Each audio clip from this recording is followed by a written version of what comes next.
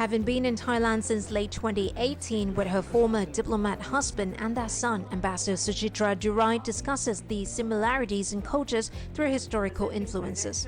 It's been a very easy entry into Thailand. So it's like you are somehow in some part of India because there's so much of similarity because of the language, because of the religious links, the cultural links. So virtually every street that you are in Bangkok, for example, there's a shrine to Lord Ganesha, Lord Brahma, Lord Indra. There's so much of Sanskrit and Pali which is seen in the Thai language. So when we read it, we find it very easy to understand, but we pronounce it very differently. We are not used to, of course, the tones that you use in Thai language. Set to overtake China as the most populous country in the world next year, India is the world's biggest democracy, and the ambassador said there's much more to the country than just Buddhist trail and Buddhist sites for Thais to visit. India is more known because of, say, Bodh Gaya and all the Buddhist sites, and that's a very important aspect of our relation. But there is a contemporary India which is really very vibrant. We are an IT superpower. We are a space power. We have been historically very strong in the area of the civilian use of nuclear energy.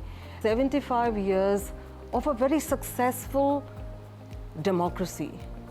Who would have thought when India became independent with the kind of diversity that we had in terms of religion, in terms of language, in terms of ethnicity? But it's grown from strength to strength.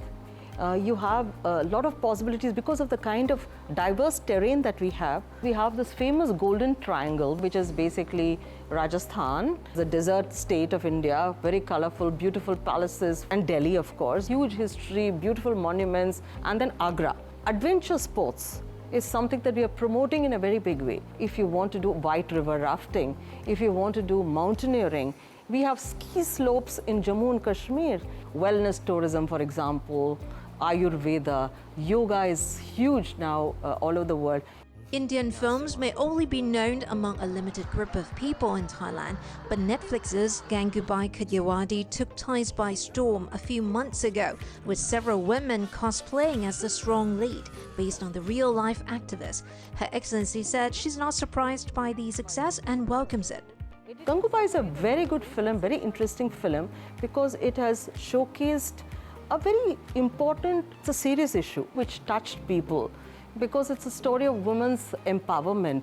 The fact that even anybody from any background can democratically fight for the rights and be recognized. I think that was a story which was conveyed and which appealed to many people. With up to 250,000 people of Indian origin living in Thailand, according to the ambassador, both countries enjoy strong people-to-people relations. We really regard them as a very important bridge between India and Thailand.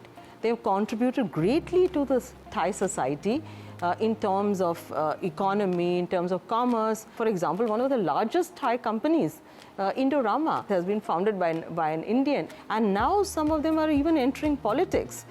Several activities have been organized involving both governments, with more in the pipeline to boost trade, investment, and tourism, with Indian tourist numbers growing to 1.9 million the year before COVID-19. This is a very special year because we're celebrating the 75 years of the establishment of diplomatic relations. It absolutely coincides with our own independence. We launched a logo contest. We had a major textile event here. There is the defense and security cooperation, more than $15 billion of bilateral trade last year during the COVID-19 period. In fact, it's reached record levels. We hope to get greater investment from Thailand into India in food processing technology, for example, in renewable energy. Already last year, we had the single largest investment from Thailand into India from one of the PTT group companies which are active in solar energy. Under the Quad vaccine partnership in April, we did a handover of 200,000 made in India vaccines. So I believe there's a strong contingent from the tourism side because Thailand has opened up, and so have we. TAT, which is going to India for many programs there as well. India does not only extend its help to Thailand, but most recently to its neighbor Sri Lanka, which is suffering its worst economic and political crises in decades. Nearly $4 billion in aid has been provided since January, according to India's media.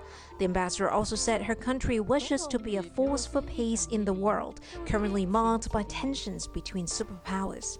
India has been really in the forefront of supporting its very close neighbor. Their progress and their prosperity is as important as India's own growth and prosperity. India looks upon itself as the first responder in our immediate region. We are completely integrated with the world. During the COVID-19 period, India supplied essential medicines to 150 countries. We look upon ourselves as a force for stability. India has always been a force for global peace and understanding. Our vision of the Indo-Pacific, for example, is that it should be open, it should be inclusive, it should have a rules-based order, and it should promote unimpeded commerce. Hatay Teshekitiranand reporting for Thai PBS World.